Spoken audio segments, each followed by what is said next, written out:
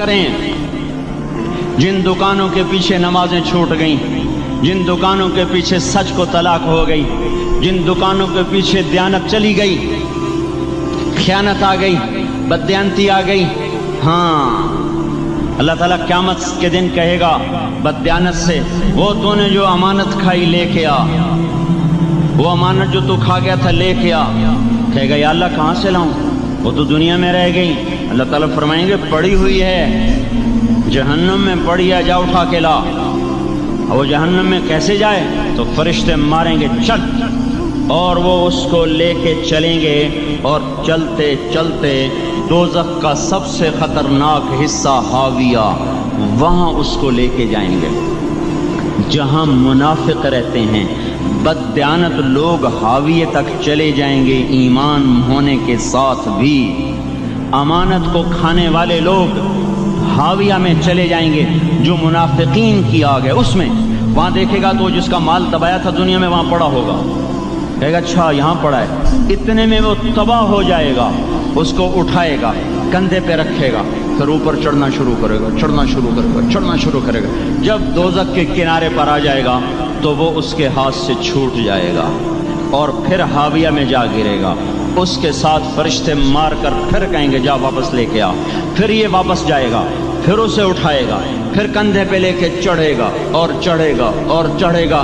جب کنارے پر آئے گا تو پھر اس کے ہاتھ سے چھوٹ جائے گی، اس کے پھر فرشتے مار کے نیچے گرا دیں گے جا لے کے آ.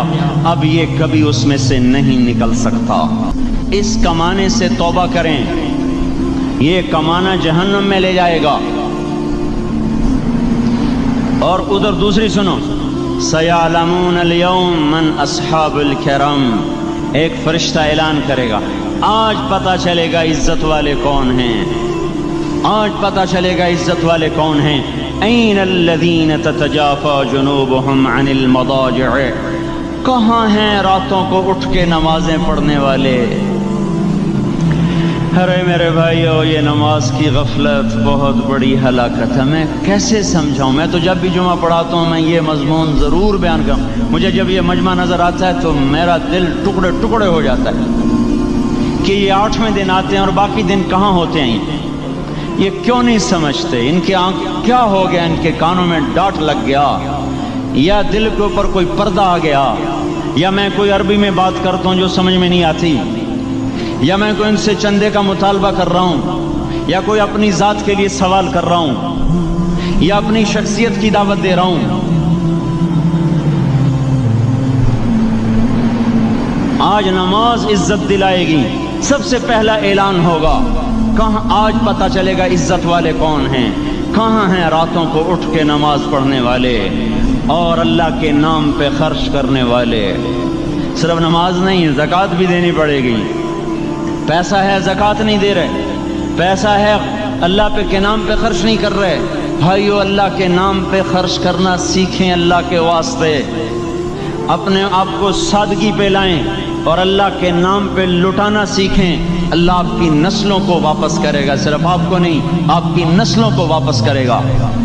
آپ اللہ کو قرضہ دے رہے ہیں، کسی ایسے ایرے غیر کو قرضہ نہیں دے رہے. یہاں مسجدیں والے چندے مانگ رہے، بھائی مسجد کو چندہ دو. مدرسوں والے چندے مانگ رہے، مدرسوں کو چندے دو. یہ تو مسلمان کی غیرت کے خلاف ہے کہ اللہ کے گھر میں مسجد کے لیے چندہ مانگا جائے. اور کہیں صندوقچیاں پھرا رہے، کہیں وہ جھولیاں. ایسی مجھے شرم آتی ہے. یہ کرنے والوں پر بھی میں کیا کہوں، ان کی عقلوں پہ بھی پردہ ہے کہ اللہ کے گھر میں مخلوق کے سامنے جھولی پھیلاتے ہیں. اور پھر ان مسلمانوں کی آنکھوں پر بھی پردہ ہے کہ ان کو غیرت نہیں آتی کہ مسجد کے لیے جھولی پھیلائی جا رہی ہو، اور یہ گھروں میں اچھا خاصا کھاتے پیتے ہوں اور مسجد کے لیے جھولی پھیلائی جائے اور مسجد کے لیے صندوق رکھے جائیں اور ہر نماز کے بعد مدرسے کے لیے لوگ چندہ مانگ رہے ہوں. یہ ایمانی اور غیرت کے خلاف، مسلمان کی سخاوت کے خلاف ہے کہ اس طرح مسجد کے لیے جھولیاں پھریں اور مسجد کے لیے صندوق پھریں. ہم تو اللہ کے نام پہ بے دھڑک لگائیں. اقیموا الصلاۃ وآتوا الزکاۃ، اقیموا الصلاۃ وآتوا الزکاۃ 67 دفعہ یہ حکم چلا ہے، اور ہر دفعہ زکوٰۃ کے ساتھ نماز، نماز زکوٰۃ، زکوٰۃ نماز، نماز زکوٰۃ، زکوٰۃ نماز. نماز پڑھنے والے زیادہ ہیں نسبتاً زکوٰۃ دینے والوں سے، زکوٰۃ دینے والے تھوڑے ہیں، پیسہ جاتے ہوئے جان جاتی۔ ہمیں نہ دو، اپنے غریب رشتہ داروں کو تلاش کر کے دیں، اپنے غریب رشتہ داروں کو، اپنے غریب پڑوسیوں کو۔ آج جو صحیح دیانت دار تنخواہ دار ہے وہ بھی مستحق زکوٰۃ ہے اگر وہ دیانت دار ہے تو۔ اگر رشوت نہیں لیتا تو آج کا ایس پی بھی مستحق زکوٰۃ ہے۔ میرا ایک دوست ایس پی کہنے لگا میں زکوٰۃ کا مستحق ہوں، حالانکہ میں ملتان کا ایس پی ہوں، کہ 15 دن میرے گھر میں کبھی سالن پکتا ہے کبھی نہیں پکتا۔ اپنے اوپر صرف خرچ کرنا۔ بچے کو کھلونے کی خواہش تھی، 1000 روپے کے کھلونے لے کے دے دیے، کیا ظلم ہے یہ؟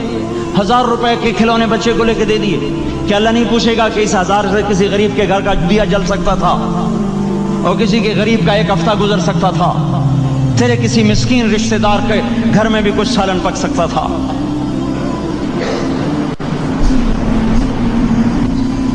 رزق دیا تو اس کا ہوش نہیں کہ اس کا حق ادا کریں، جان دی تو اس کا ہوش نہیں کہ اس کا حق ادا کریں۔ سجدہ جان کا حق ہے اور زکوٰۃ اور صدقات یہ مال کا حق ہے۔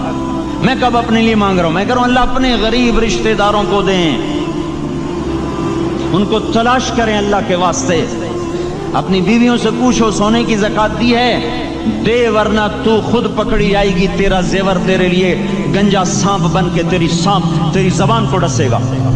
ان کا میں نے تو بچیوں کے لیے سنبھال کے رکھا ہے، اس کی زکوٰۃ دو پھر ٹھیک ہے، ورنہ اسم کو توڑ کے اس کی زکوٰۃ دو، نہیں تو یہ مال پکڑوا دے گا قیامت کے دن۔ نماز نہیں چھڑا سکتی اگر زکوٰۃ نہیں دی، اور زکوٰۃ نہیں چھڑا سکتی اگر نماز نہیں پڑھی۔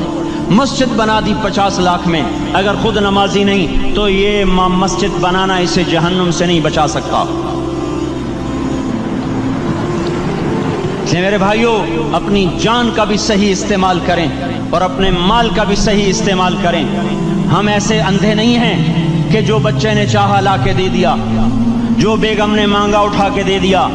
نہیں، ہم پہلے دیکھیں گے اپنے اوپر۔ حضرت عثمان رضی اللہ عنہ کے پاس ایک سائل ہے، حضور سے مانگنے آیا، آپ نے کہا عثمان کے پاس چلے جاؤ۔ عثمان سے مانگنے گئے تو آگے بیوی پہ لڑ رہے، کس بات پہ؟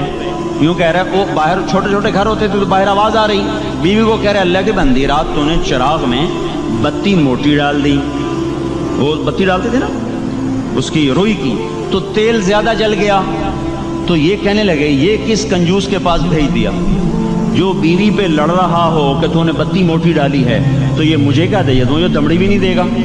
جب ان کو باہر بلایا اور خیرات مانگی کہ وہاں سے آیا ہوں، تو انہوں نے اندر گیا، ایک تھیلی اٹھائی، نہ پوچھا کہ کتنے چاہیے، نہ پوچھا کہ کون ہو، 3000 درہم اٹھا کے دے دیے۔ وہ حیران ہو کے کہنے لگا یار ایک بات تو بتاؤ۔ کہا کیا؟ کہا یہ مجھے تو نے اتنے دے دیے کہ میری اگلی نسل کو بھی کافی ہیں، اور خود بیوی پہ تو لڑ رہا تھا کہ بتی موٹی کیوں کر دی؟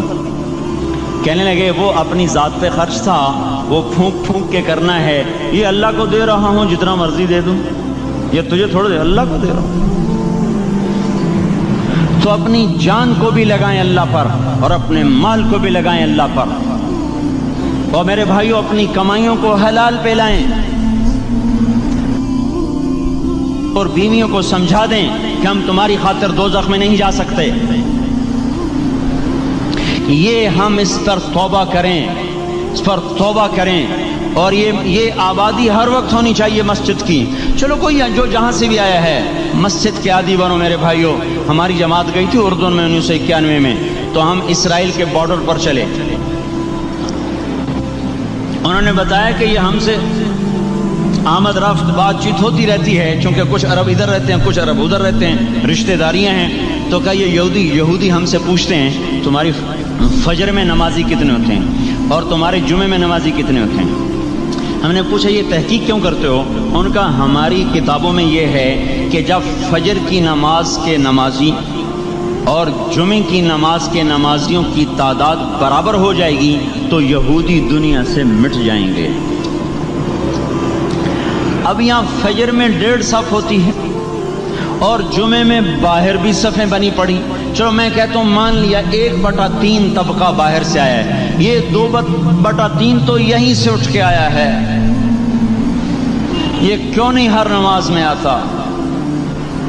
میرے بھائیوں اپنے حال پہ رحم کریں, اللہ کے واسطے میری پکار کو سنیں. میں آپ کو کوئی فلسفہ نہیں سمجھا رہا. میرا روزانہ ہر جمعہ جب آتا ہوں میں یہی مضمون بیان کرتا ہوں. میں روزانہ آپ کو نیا بیان سنا سکتا ہوں. 360 دن ہیں, میں اللہ کے فضل سے آپ کو روزانہ نیا 360 دن میں آپ کو 360 نئے بیان سنا سکتا ہوں. میں یہاں بیان کرنے نہیں بیٹھتا, اپنا دکھڑا میں روتا ہوں کہ پوری گلستان کالونی جہنم کی طرف جائے اور میں ان کا پڑوسی ہوں اور میں انہیں جہنم میں جاتا دیکھوں اور میری ہائے نہ نکلے تو میں ڈوب کے مر جاؤں. جلتا کتا ہم نہیں دیکھ سکتے اور اس ہماری آنسو نکل پڑیں. چوہے کو ہم جلتا نہیں دیکھ سکتے اور میں اتنی شکلوں کو جہنم میں جاتا دیکھوں. جس نے فجر آج نہیں پڑھی اس نے پر جہنم کو واجب کر لیا. جو اب آئندہ اثر نہیں پڑے گا اس پر جہنم واجب ہو گئی. پھر میں کیا مضمون بیان کروں, کیا فلسفے بیان کروں؟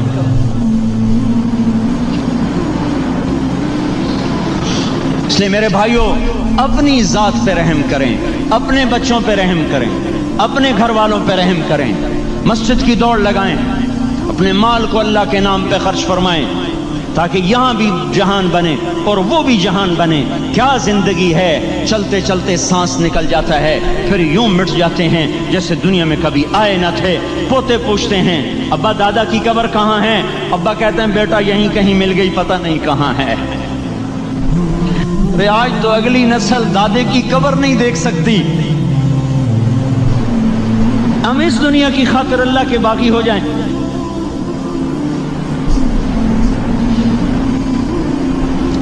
اس بے وفا جہان کی خاطر اللہ سے بغاوت کر جائیں جو ایسا مہربان, جو ایسا کریم.